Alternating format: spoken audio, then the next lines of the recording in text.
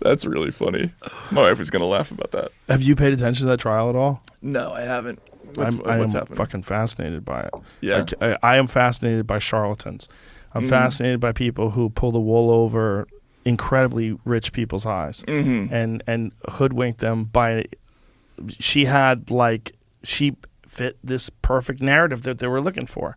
This billionaire genius woman who's the boss lady of this company that's going to do groundbreaking new work on blood testing, and it's going to revolutionize the industry and help everyone. And she had this fake voice, and I'm so fascinated by her. I'm so fascinated by the story. Yeah, it is a great story. I love con man stories. In fact, that's one of the reasons why I spent so many years covering the financial crisis. Also, some of your best work. My favorite book growing up was about a con man. It was this book called Dead Souls by a Russian writer named Gogol. And it's about a guy who basically buys a bunch of dead serfs and mortgages them because there was a loophole in Russian law back then. Like the census was so slow that if you bought the equivalent of a slave, the state bureaucracy wouldn't know that person was dead yet. So you could go to a bank and mortgage your slaves and get cash for them, essentially, right? So the guy went around just sort of buying dead slaves. But the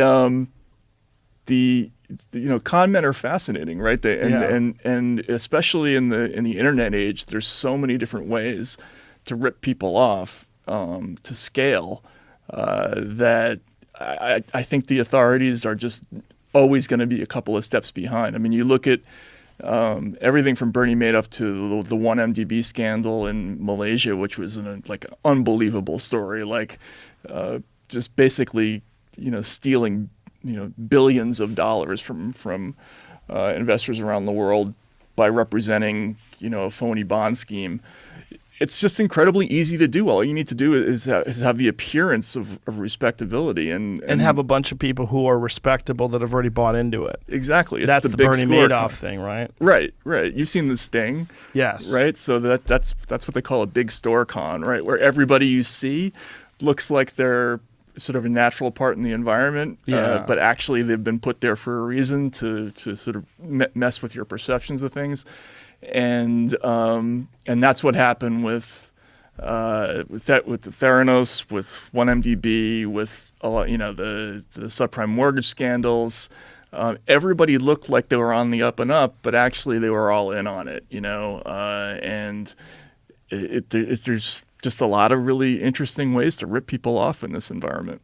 It's fascinating when someone like Bernie Madoff can get so many people, and I always thought before I read your coverage of the banking crisis, I thought there was someone out there who is really clearly paying attention to all of the pieces that are moving, and I thought it was straightforward, bad example maybe, but we understand how fast cars are because we know the engineers that have worked to develop the displacement in the engines and how the transmissions work, and there's a clear trackable thing. You can't just come out with a car and say this car goes 0 to 60 in 1/10 of a second and everyone's like, what are you talking about? Where's this how is this being made? And this new technology that no one's ever seen before. None of that exists. We have new tires, and it works on gravity propulsion systems. It doesn't even have anything to do with engines. It would be trackable, right? Like an engine is trackable. I thought finances were trackable. You think it's funny? Well, you think it's funny because you had to do a lot of research. I did, yeah. So pull that microphone in front of you a little more. Sorry. No worries.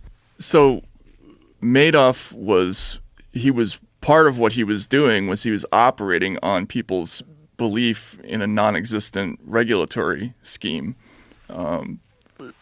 We do have visibility into parts of the financial structure. We have a pretty well-regulated stock exchange, for instance. There are certainly problems there too, but you can see every trade more or less, right? Or you can see most of the trades. Actually, I'm going to get in trouble saying that even. But with Bernie Madoff, he didn't even do trades. There's nobody checking. Right. Like, and so there was an investigator, Harry Markopoulos. There was a guy sort of independently kind of figured out that there was something wrong with the situation, and all Madoff was doing is this is a classic old school Ponzi scheme. You guarantee a certain amount of returns. Some people give you some money up front. You take all that money, and then as new people come in, you give the early investors a little taste as if those are investment returns. Actually, all it is just one big fungible pile of money, and there's no investment, there's no nothing. It's just a con, right? He never was doing any trading. He wasn't doing anything. He just had a big pile of money, and he was constantly bringing in new people. But didn't he start off as an actual legitimate trader? That happens a lot, actually. There are a number of people who start off trying to do it right. No, I don't know if he actually was doing trades.